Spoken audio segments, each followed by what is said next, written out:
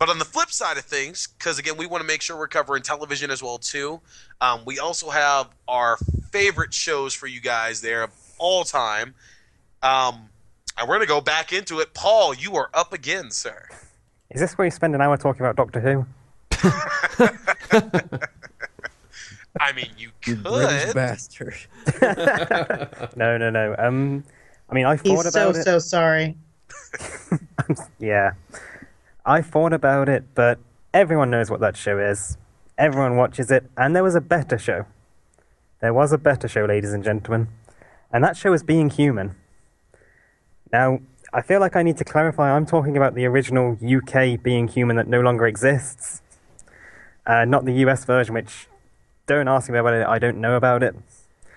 But Being Human is a heartwarming tale of 3 young people living together with the disability of one of them being dead, one of them being dead but a vampire, and one of them being a werewolf. And it's one of the most wonderfully written things that I've seen on TV recently. I mean, the character interactions are so great, and the actors that play them. I mean, Aidan Turner's in The Hobbit now, but he was so good in Being Human as Mitchell, the conflicted vampire guy. That's his character description for you. But no, all the cast were really good, and all the side characters were really good as well. But what cemented it for me was around Series 4, they had an entire cast reshuffle.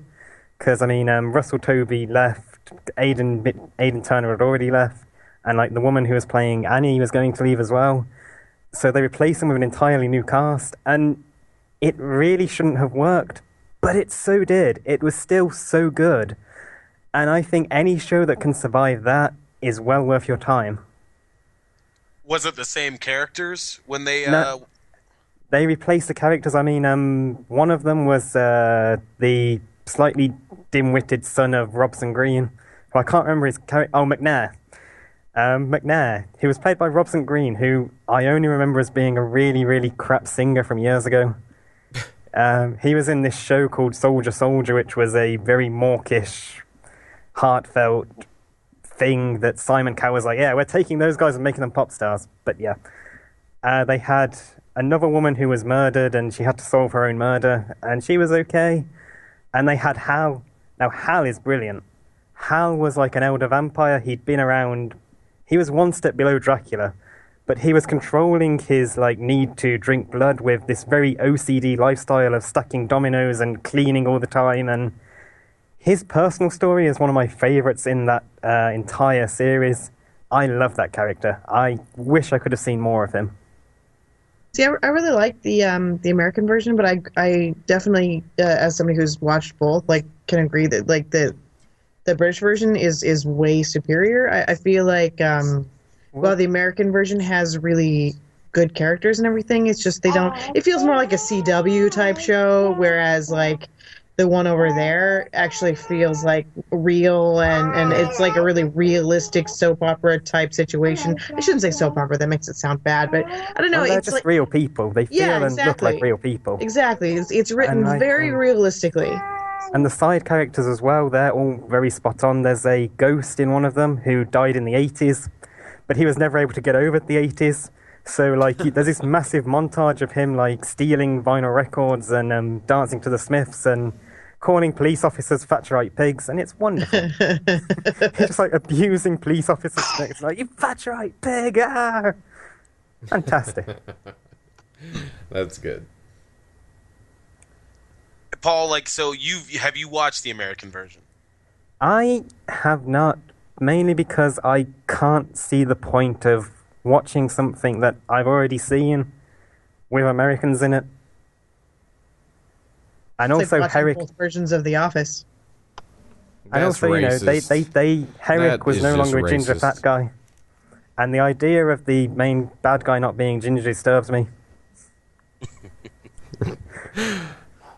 Oh, the Are you backlash saying that from all this gingers podcast. are bad people? I think we've said the word ginger too many times in this podcast. This podcast is so racist. I don't get the problem with gingers, man. I love Brought to you by Gingers. I like gingers as well. I don't get it. My sister's a ginger, and it fits her quite well. Well, there we go. Proof positive. So yeah, final thoughts? Oh yeah, Being Human's fantastic. Go watch it. It's like Yay. 5 series of 6 episodes, so it won't take a lot of your time, but you'll be enriched by it. All right, so Paul Ingram's favorite show, Being Human, the UK version, folks. Check it out. I know that is on Netflix. So there you go. Phil Buck, you were up. Yo, okay, so I did think about this for a while, especially because I feel like we're at least close to the golden era of TV. It was hard to pick, and I feel like my pick, I mean, maybe I'm putting a target on myself here, but I thought about it, and I decided that my favorite TV show, even though it hurts me to say so just a little bit, is Lost. ABC's Lost. Like I said, I feel like maybe I'm opening myself up here to some haters. That's fine. But I've watched Lost all the way through, and I'm currently rewatching it, and I enjoy what it could have been, maybe more than what it was. I kind of wish that show could have kept going and gotten canceled, or maybe like got canceled before it kept going, whatever. And I want to point out that the other show that was in the running for me was Twin Peaks, and I feel like the thing that Twin Peaks has going for it over Lost is that it did get canceled. And it left that mystery out there that Lost, like, kind of just lost the opportunity to capitalize on.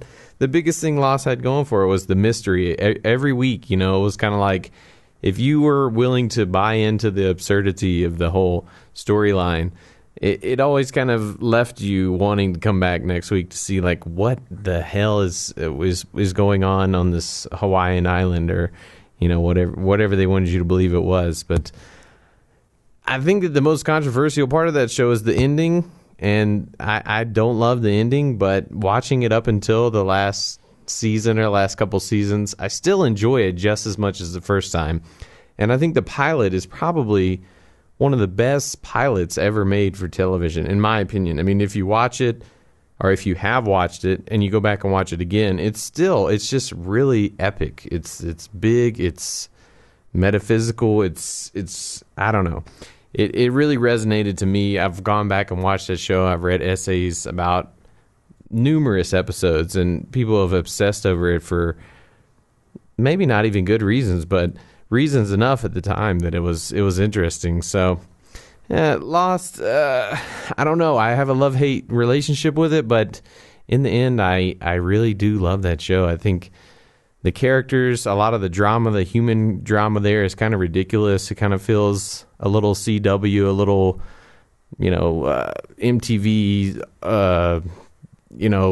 teen drama going on at times. But some of the weirdness, the mystery, the mythology behind it is just great. It just really feels great to watch and wonder, what it is, what it could have been. It never lived up to it, but that was the idea. It never should have lived up to anything. They should have just let it go. But it's done now. So that's me, Lost. I'd love to hear you guys' opinion if you love or hate it, or somewhere in between on that show. I could never get past the woman beater. Just the woman beater? Yeah, honestly, he was really the worst part for me. It was really rough getting through that first pilot, and it wasn't him, it wasn't anyone else. It was literally just him, because I dislike him so much. I think he's so terrible and so dry, and I don't even like his face. And then to find out that he also hits women on a bus, apparently makes it all make sense. All of a sudden, it's like I psychically knew he was just a terrible human being. So that's why I couldn't watch it. Like, if they'd cast somebody else, I would have loved that show. There's no reason that I would have loved that show. Who is the woman beater? Because I thought you were referring to a character, Fox. but oh, really? Wow. Yeah, he beat up the bus driver. Ooh, that's awful. I don't have any great love for him. And, smacked up a bus driver.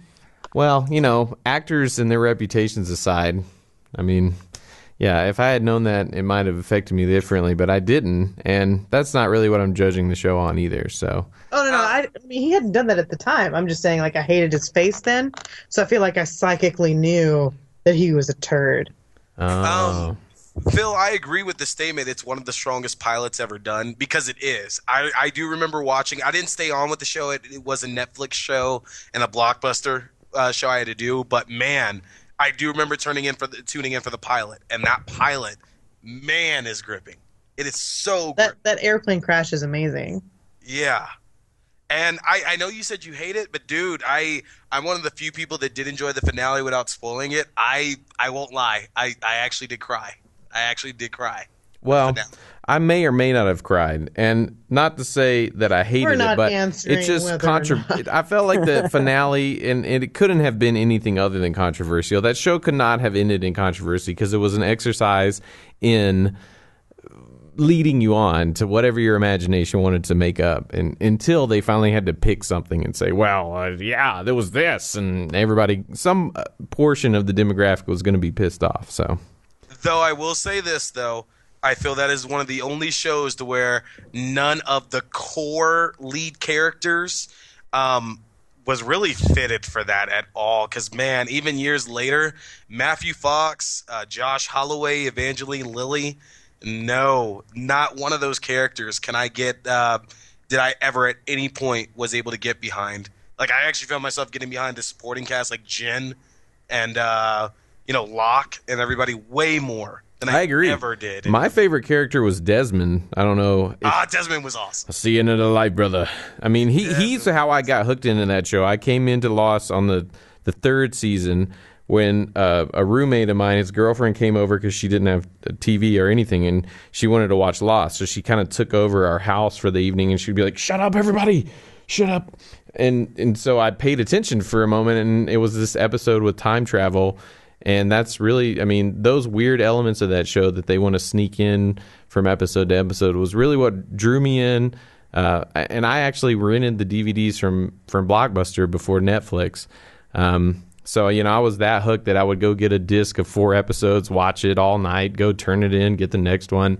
It was a lot of fun. So I think that Lost, Twin Peaks, like I said, is one of those other shows that was competing with me. I feel like Twin Peaks is a really good predecessor for that type of mysterious television show. But, it was fun. It was fun while it lasted. And so that's just me. I really enjoyed Lost. All right. So, Phil Buck's favorite TV show of all time, Lost. Travis, what do you got? Yeah, mine's a little bittersweet because my favorite TV show is Psych, and it currently got not picked up again by the USA Network, which is kind of unfortunate, but, it happens.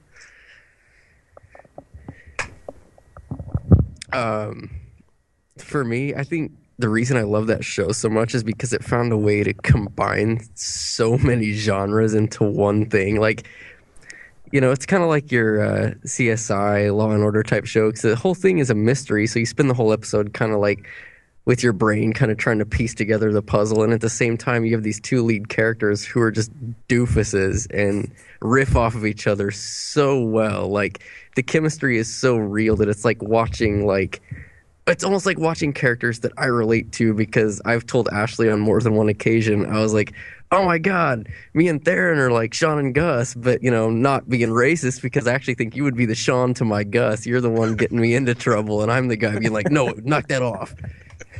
But, no, I could definitely see Our when car I get is into not those blue. hijinks. Yeah, it's just, and you have to love a show. Like, they make so many pop culture references, but not like these odd ones where you're like, what in the hell are they referencing? Like, I'm pretty sure that show has referenced all of the movies we've talked about tonight. Like, Lost Boys references and Lebowski references, Indiana Jones references, like Ghostbusters, RoboCop, they reference everything. It's like... They have a Twin Peaks episode as well. Yeah, I mean, the characters are just from our generation, and it's just fun. It helps that they're very likable, too. Because that's the one that I think important thing about TV shows, that you like your characters. And Gus and Sean are very likable. Oh, yeah, like neither one of those characters, you never finish an episode like, man, what a jerk. You're always like, God, I'd love to just hang out with these guys. I'd love to get into a caper with them, or, be chased by some random crazy with a gun, because, they're not getting shot. Which, I was glad you got me into it, because it's a strong show. The pilot, I still feel, is probably the weakest episode, which in a lot of shows' cases, that's how it is. But it got so much better. But, you mentioned the gun stuff, and that's interesting because after so many seasons, they still never really focus on that part of police procedure of, death and everything. Everything is very trivialized, which keeps it so lighthearted. Right. Well, I mean, it's funny you mentioned that. 'Cause speaking of like death and blood or whatever, like one of my favorite little bits from that show ever is just as an example of the exchanges they'll have. They find a puddle of blood, and the one guy, Sean, goes to touch it, and Gus says, "Hey, don't touch that. That's blood." And he says, "Come on, it's not blood." And Gus just responds back to him, "Enjoy your hepatitis." Just matter of fact like that. It just reminds me of the kind of exchanges I would have with people. It's hilarious. They handle even something as serious as like a puddle of blood under a body with like just tongue-in-cheek humor, which I think is great. What do you think sets it apart from like other quirky detective shows? The fact that the quirk almost takes center stage, whereas with a lot of the other ones, like your CSI and like the Mentalist and stuff, like they have comedy in there, but the drama kind of outweighs it. Whereas with Psych is comedy first, drama second, and I think that really sets it just apart from the others. The formula feels very different. It almost feels like watching, I don't know, kind of like almost like you could see Steve Martin and Dan Aykroyd playing Sean and Gus in the 80s. I'm sold. I need to see this. What do you think about the pineapple obsession they seem to have in that show? I think it's hilarious because there's no reason for it. It's just they needed a mascot for their show, and they're like, "Oh, shit, pineapples. Why It's a not?" pineapple. And Travis, what do you think about the format of each season? Because they seem to do, they were doing for a while the Mr. Yin stuff at the end of every season. They just did a musical. They always seem to have a nice format going for each of the seasons there now, which a lot of shows just don't do. What do you think about that? I really like it. I know when they did the Mr. Yin stuff and everything, it was kind of their first foray into like a wide arc, and it was cool because they handled it very in like a Whedon-esque way where they would still do standalone episodes where it's like if it was your first time seeing the show, you could follow it start to finish, but at the same time, if you'd been following the season, you'd be getting a little more out of it. So.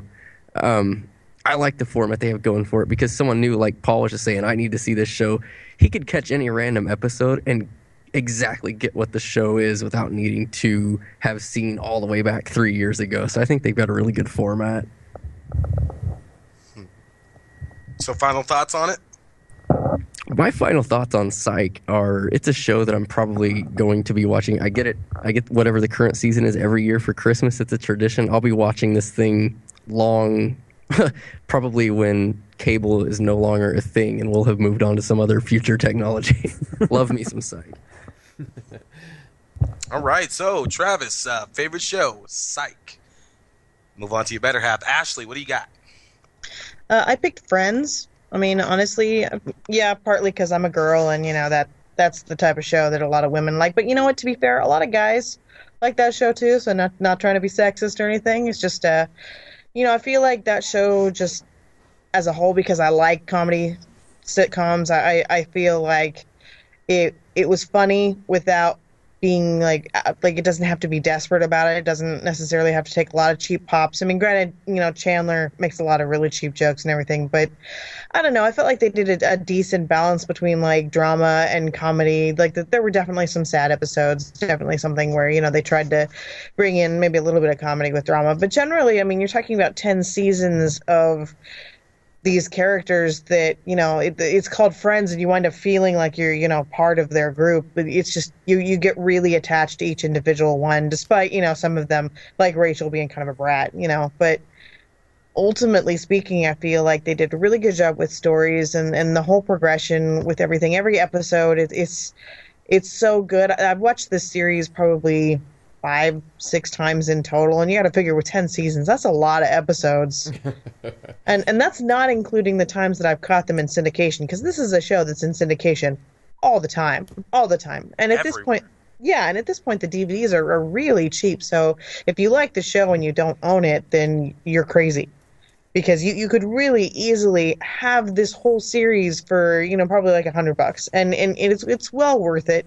It really is, especially like the earlier seasons. Towards the end, it got a little less funny. I know that Travis and I have had discussions about how, like, when Chandler and Monica get married, he didn't like the dynamic changing between like Joey and Chandler.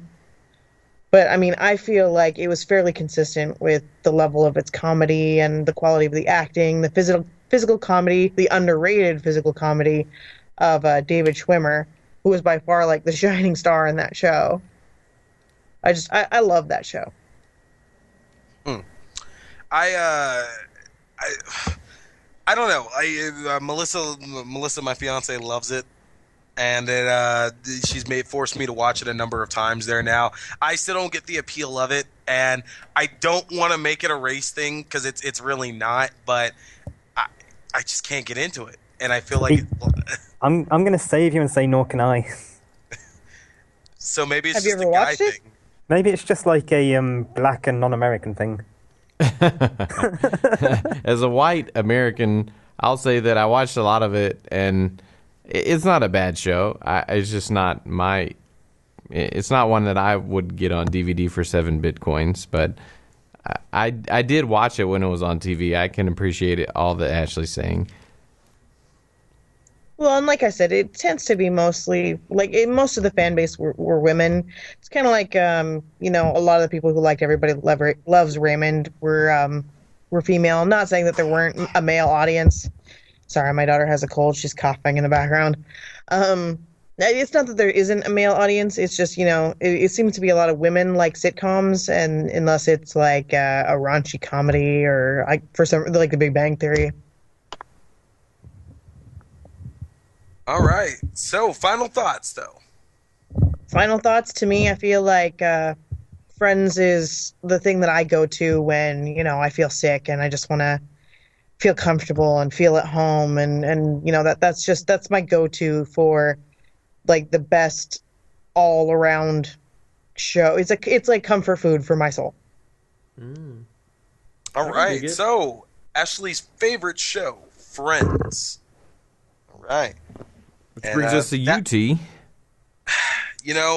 I was going back and forth between Tales from the Crypt and Spartacus, but again, it got to the idea of not one of my favorite shows needs to be my favorite, and I'm going to come out of left field here, one a lot of people probably don't even know of, a little show California called... Dreams. Yeah. Jeez. California Dreams. No. Oh, my God. Shared universe. Saved by the Bell. Oh, man. No. Dead Like Me. Oh, wow. Dead Like Me. A lot of people don't know that show. Dead Like Me is a show about the lives of Grim Reapers. And their everyday lives about how they live just like normal people do. But they also have the job of reaping souls before people are killed every day.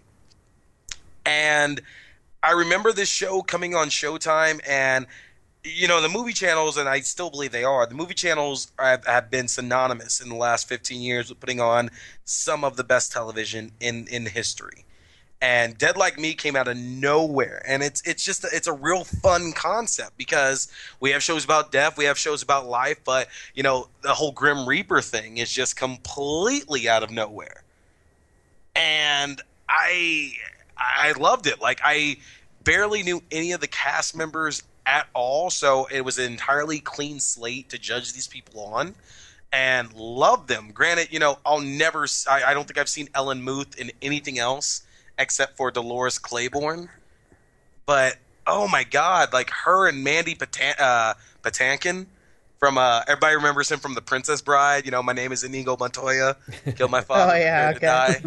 He is, like if you've never seen this show, and I know a lot of people like see The Princess Bride and think that is a phenomenal performance, it has not even 10% of the gravitas that he has playing the character Rube in Dead Like Me. There's so much emotion in it. There is so much heart in that role. And, seeing these, like, when they talk about the lives they had before they all died and everything they have to leave behind, how they can't be involved with the people from their former lives, everything they've lost. It's such a strong show. and it's still so grim at the same time because every episode is about death. It's absolutely about death. Was that a pun with the whole grim? Yes, it was. I didn't realize it, but yes, it was. How many seasons did that show get? It only had 2, and then they made a follow-up movie, I think 5 years later now. Right. But you know, a lot of people judge, like, might try to judge a TV show's quality over the amount of seasons it gets. But I feel that if you're such a strong show, you can be a phenomenal show in just one season. And Dead Like Me blew me away. There's been shows I've come close to being touched like that, but Dead Like Me in the 2 seasons really resonated with me. It to this day. Ashley, you talk about going back and watching Friends all the time, and Dead Like Me is definitely a run. Like, it's a show to where if I'm having a bad day, I will grab my DVDs and throw that in, and can just feel good about everything. So, as somebody who's a big fan of, like, Terry Pratchett's death and Neil Gaiman's death and what have you, how does the organization of Grim Reapers work in this? It's like I said, it's a job basically. The group that they focus on, they're all people who have passed on already, and the way it works is they're given Post-its every day with the name of the person and the time they're going to die, and quite literally they just have to come up, touch them, and take their souls before they die, so they don't feel any pain. And it's very dark. It's very dark comedy because they try to make money off of them and run scams, and don't let them pass on. And we're never really told anything about heaven or hell at all. All we're told is when you get your soul reaped, you see lights. And they never they bring up God once, and they very quickly dismiss it and say, we don't know. It's not for us to know. It's not important. They just get their lights and they're gone basically. But it's interesting, you see all that, but then they also get into the idea of what happens when you don't reap a soul, and the torment that a person can go through when they're not pulled and they just die basically, and it's nothing, it's emptiness, that's it. So I think you'd like it. I honestly think the very, very dark humor of it and how mundane it is, I think you would like that a lot. It sounds like a lot of stuff I've been reading, to be fair. So is this a show that, I'd have to sneakily watch at night while Zoe was sleeping? No, because the worst part about it would be the language, honestly. Past that, they telegraph the deaths, so you could very easily, block that out. And they showed it on Sci-Fi for a while. Like, after it got canceled, they actually showed the entire series back on Sci-Fi, and they edited it down. So it's very easily a show anybody can watch. Language is the worst part about it. See, she parrots everything, so that means yes, sneaking it. Yeah. So that would be bad, but it's definitely, if you guys haven't seen it, it's definitely one to check out because quality-wise, it is phenomenal. It's absolutely phenomenal. I agree. I've watched about a little over half of the first season. I think it's really good. The cast and the mythology behind it all, it works really well. Yeah. So there's that. My favorite show, Dead Like Me. Check it out. Sort of like Friends, you can get both of those seasons. Well, if you can find them, very, very cheaply. 7 Bitcoins. If you guys have Bitcoins, there you go. 7 of them. And then even on top of that, there too, if you have Universal HD, I know they replay it on Universal HD all the time. So if you have that channel, it's another easy way to check it out. But yeah, favorite show, Dead Like Me. So that's our reviews this week, man. I feel like we had a lot of great choices, and I love hearing what you guys' favorites are because there's so much good quality in those movies and TV shows. They're also pretty diverse. Right. I love that there's a nice eclectic taste that we have. The listeners should bookmark this episode for a guide to Now Playing Now 3.0.